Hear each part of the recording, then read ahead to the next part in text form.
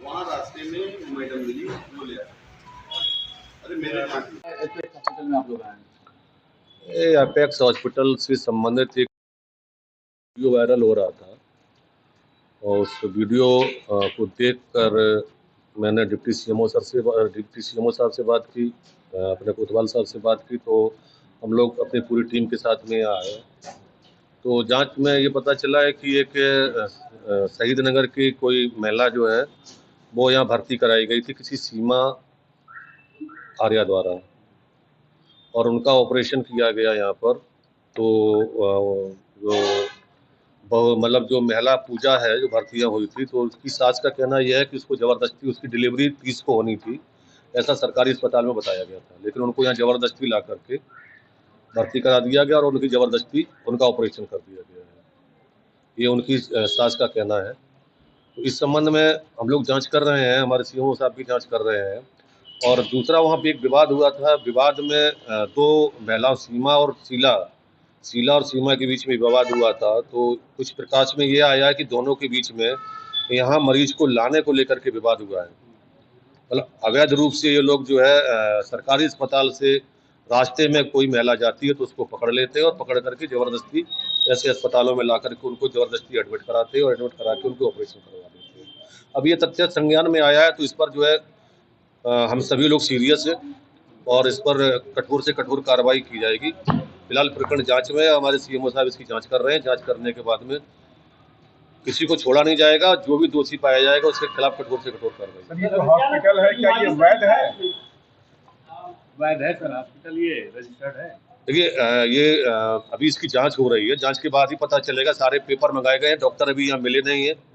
Doctor बताया गया है गाजीपुर में है, तो उनके आने के बाद में उनके पेपर देखे जाएंगे, अभिलेख देखे जाएंगे, तभी ये तय होगा कि अस्पताल की क्या स्थिति है। तो उनको भी बुलाया गया। नीचे गेस्ट हाउस है और ऊपर इस संबंध में मकान मालिक को भी बुलाया गया था और मकान मालिक से पूछा गया, उनके विरुद्ध भी कार्रवाई की जा रही है, उनके नक्शा की कार्रवाई की जा रही है कि उन्होंने अवैध रूप से ऊपर कैसे दे रखा है। उनका कहना है कि साहब मैंने तो किराए पर दिया था, ये अवैध रूप से अस्पताल चला रहे हैं।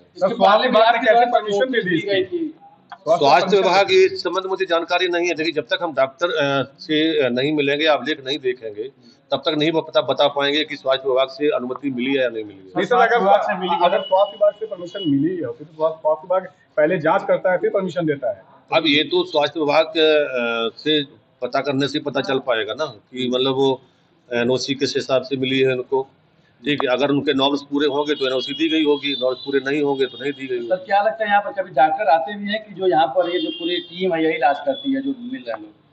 देखिए अभी इस संबंध में कुछ नहीं, फिर प्रथम दृष्टया यहाँ पर जो है बहुत सारी चीजें मिली हैं और जिससे ये स्पष्ट हो रहा है कि कई जगह से फर्जी तरीके से इन लोगों से भी वार्ता करने पर पता चला यहाँ पर जो पेशेंट है उन लोगों द्वारा ये बताया जा रहा है कि हम लोगों को फला अस्पताल से भेजा गया।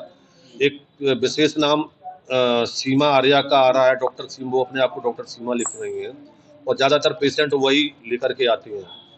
तो प्रथम दृष्टया तो ये स्पष्ट है कि यहाँ पर पेशेंट को जबरदस्ती लाया जाता है।